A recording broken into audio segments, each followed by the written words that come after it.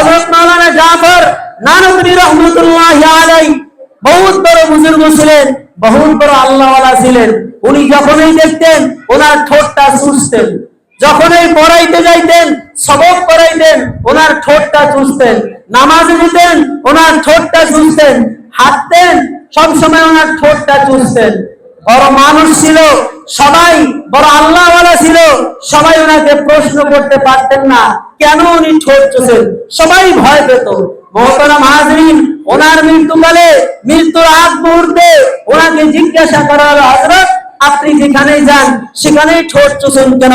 তার কারণটা একটু জানলে আমাদের উপকার হবে।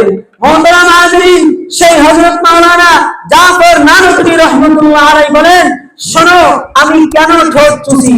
সেই শামলির ময়দানে আমরা এই দেশকে স্বাধীন করার জন্য, এই কুখ্যাত ইংরেজের হাত থেকে স্বাধীন করার জন্য যখন আমরা শামলির ময়দানে গিয়েছিলাম, তখন আমরা দেখলাম শামলির ময়দানে সেই আমাদের মুসলমানদেরকে, আলেম ওলামাদেরকে তারা এক একটা করে শহীদ করে দিয়ে তারা জয়ী করেছিলেন, তারা জয়ী করেছিলেন।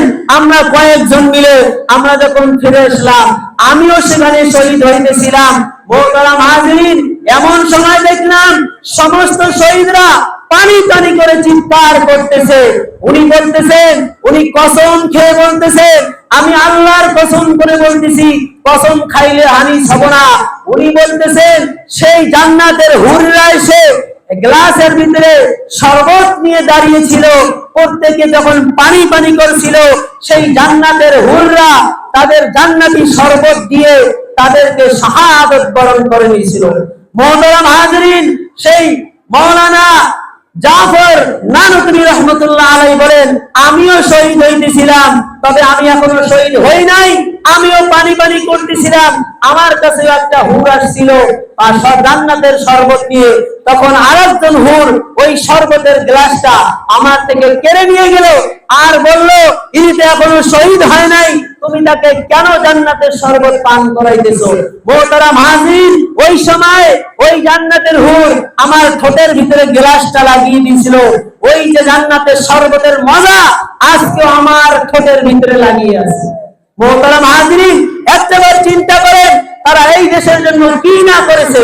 আজকে আমরা এই দেশ পেয়েছি তাদের বদৌলতে পেয়েছি, তাদের রক্তের বদৌলতে পেয়েছি, তাদের পরিশ্রমের বদৌলতে পেয়েছি।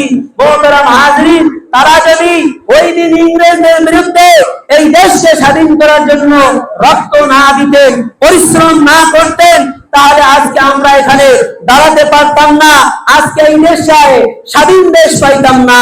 মোহতারাম হাজরিন, সেই জন্য আমি বলবো, শুধু আজকে র্যালি না, আজকে বক্তব্য না, আজকে শুধু তাদের জন্য প্রাণ ভরে আমরা তাদের বলিদানের দোয়া করব, তাদের রক্তের জন্য দোয়া করব।